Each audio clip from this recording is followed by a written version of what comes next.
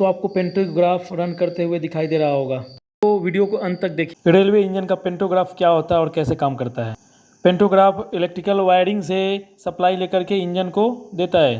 Pantograph running स्थिति में wiring पे रन करने के लिए सूटेबल होता है। यह एयर प्रेशर से काम करता है।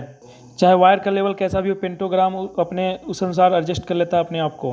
पेंटोग्राफ पे लॉन्ग वीडियो मैं बनाऊंगा, इसलिए दोस्तों वीडियो को ज़्यादा से ज़्यादा शेयर कर दीजिए, सब्सक्राइब करिए चैनल को। थैंक यू फॉर वॉचिंग, धन्यवाद।